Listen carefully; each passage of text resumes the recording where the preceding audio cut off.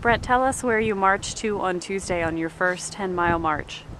Okay, I marched starting here in Reservoir Park. I took the long way around the park, the scenic route, and exited the park down by State Street, and I headed down towards the city. It was really nice to be able to see the Capitol off in the distance. As I went down there, I started getting a lot of those looks that I've been getting used to. People kind of doing the double take, which is pretty fun. And a few people, would stop and say, love your uniform, things like that, and that's really what I'm going for, is to get people to realize that, I'm out here doing this, and hopefully they'll kind of wonder about it and maybe talk to other people about it and say, hey, you know what I saw today? I saw this guy walking around in a Civil War uniform. Oh yeah, he's from the Civil War Museum. So hopefully we'll be able to raise awareness locally that way.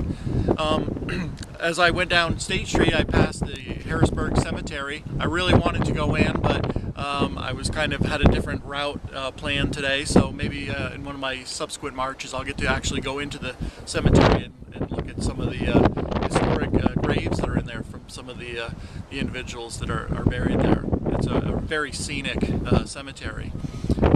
I went down across the State Street Bridge, down towards the Capitol Park, and went up to the the equestrian statue of General Hartranft. He was a colonel at the First Battle of Bull Run, where he earned the Medal of Honor, and he later rose to the rank of general and had a very distinguished career in the Civil War, and after the war later became the governor of Pennsylvania. After leaving Capitol Park, I went down to 2nd Street, a couple of blocks through 2nd Street, had my picture taken with a few nice people. I even had a bus driver pull up and ask if I could have my picture taken, and so that was pretty interesting. I then went down to Front Street and walked along Riverfront until I got to Forrester. Then I went up to 6th Street and I marched all the way out to Camp Curtin. Along the way, I was able to talk to some really nice people, including two of Harrisburg's police officers who had gotten some phone calls about a guy walking around in a blue suit carrying a rifle. So they stopped to check it out, and they were pretty sure they had their guy when they came across me. After a couple of short radio calls and a few quick questions, I was on my way, and they couldn't have been nicer. I continued on with my march down to Camp Curtin. When I got to 6th and Maclay Street, I really started to look at the way the land was laid out. Although it's a big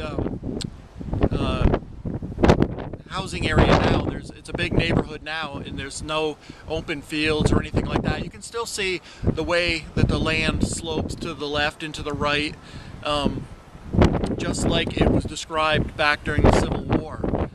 And I really tried to envision the gate, the buildings, the pump, and the hospital with all the tents laid out, and really tried to get into the moment. I was also, when I went to the church that's on the site of Camp Curtin, there's a statue of Governor Curtin there, and I read the plaques on the statue and everything that was raised back in the early 20th century. I met a nice old gentleman who was obviously very proud of his neighborhood. He was from the Camp Curtin area, and he talked a little bit about some of the historic buildings that are still there, some of the homes that are still there, and you could really tell he had a sense of pride in his neighborhood, and he really wished that the young people who live there now appreciated where they lived more, and hopefully they will. Generally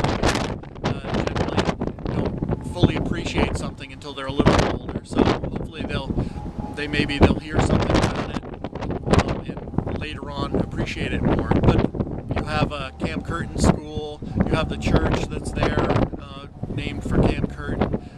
There's a couple of businesses in the area that are named for Camp Curtin. So it's not as though people aren't aware that it does have historical significance. I think quite a few people there actually do and are quite proud of that fact. I had my photograph taken with this gentleman, and also as well, which was very nice.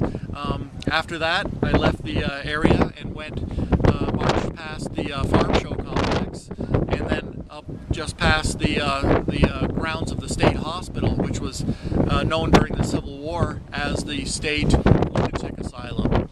That's where the bread for the troops at Camp Curtin was baked. So that also has quite a history itself. From there, I continued up towards the museum, and I went through the Allison Hill area of the city. Again, people were very friendly, very outgoing. Cars would go by honking their horns and waving. I had a few more pictures taken, and one guy who was working on top of a roof asked if General Lee was ever going to give me a day off. I just replied, not likely, and I returned his wave, and I was on my way back up the hill into Reservoir Park. And when I got back to my quarters here by the museum, my feet were pretty tired, but I was glad to be back.